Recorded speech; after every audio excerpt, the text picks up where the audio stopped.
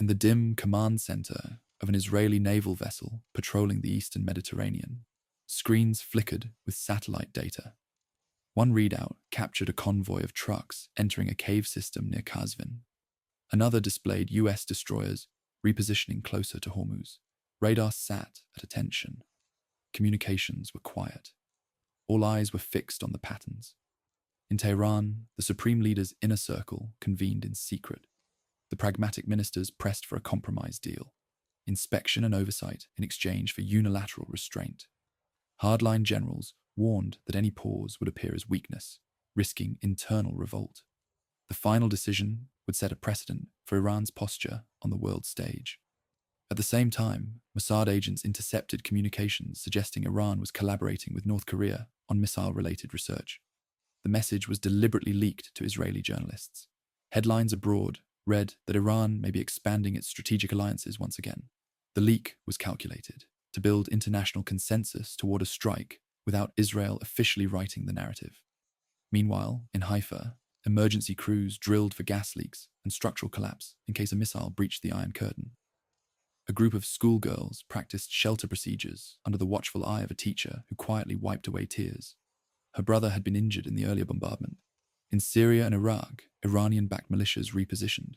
In Baghdad, Shia militias held a demonstration near the US embassy.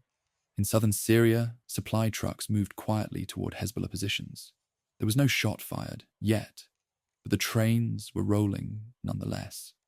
Inside Tehran's streets, dissent took subtle forms. Graffiti appeared overnight near metro stations, calling for a shift away from confrontation. At universities, professors conducted unofficial seminars discussing the international toll of nuclear escalation.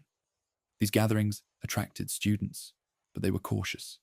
State security followed.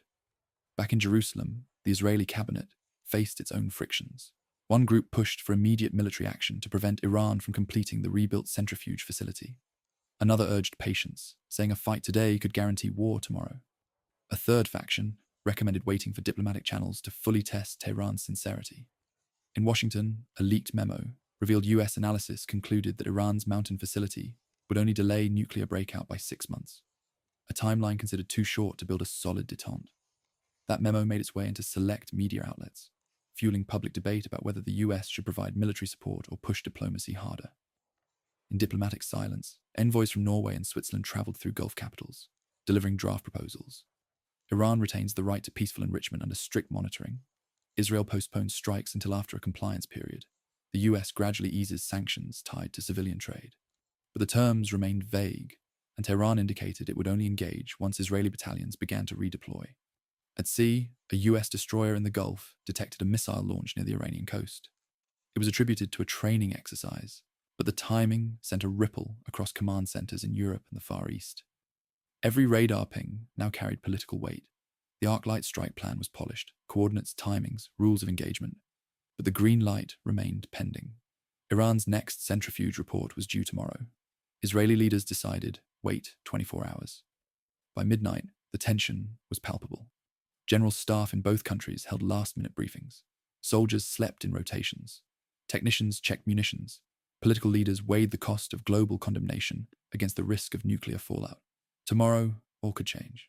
The region held its breath, held